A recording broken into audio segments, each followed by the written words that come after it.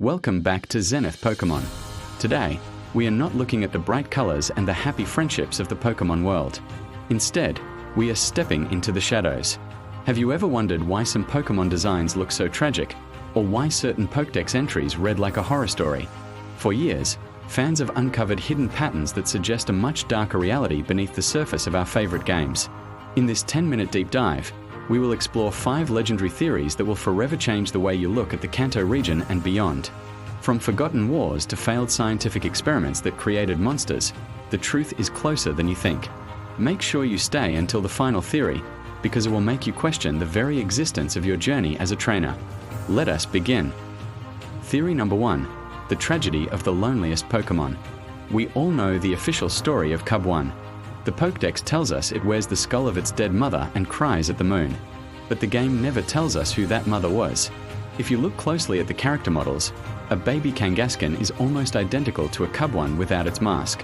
For decades, trainers have believed that when a mother Kangaskhan dies, the baby is left defenseless. To survive, it takes the skull of its mother for protection, preventing it from ever evolving into a normal Kangaskhan. Instead, the trauma and the bone trigger a different evolutionary path, Marowak. This implies that every Cubone you catch is a survivor of a heartbreaking loss. It is not just a Pokemon, it is an orphan living in a cycle of grief. Theory number 2, the shadow self. Clefable and Gengar are 2 of the most recognizable faces from the first generation. But have you ever noticed they share the exact same silhouette? The ears, the feet, the body shape, they are twins.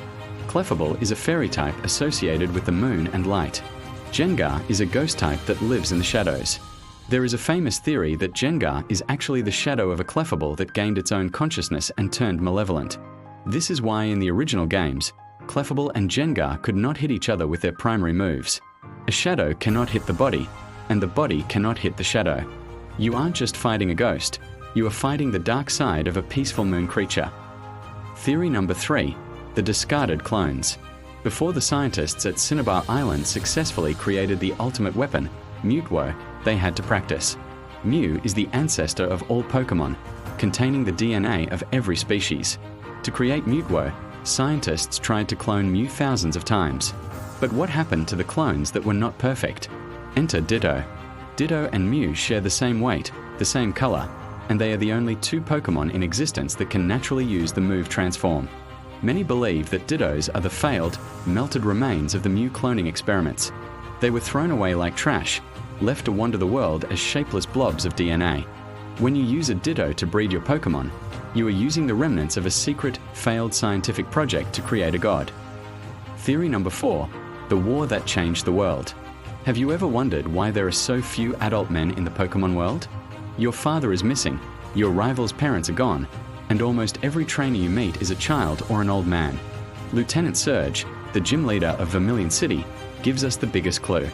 He says, "Hey kid, Pokemon saved me during the war." This suggests a massive, devastating conflict happened just before the games began.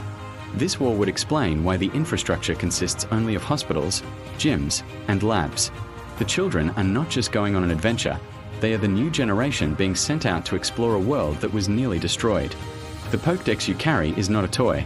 It is a census tool to rebuild the lost knowledge of a broken society. The world of Pokemon is far more complex and mysterious than we were ever told as children.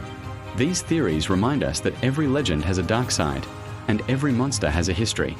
Which of these secrets do you believe is true? Is Cubone really a baby Kangaskhan? Or is the Great War theory the missing piece of the puzzle? Let me know your thoughts in the comments below. We are just scratching the surface of the mysteries hidden in the tall grass. If you enjoyed this deep dive, make sure to like this video and subscribe to Zenith Pokemon for more epic content and legendary battles. Thank you for watching, and remember, always watch your shadow.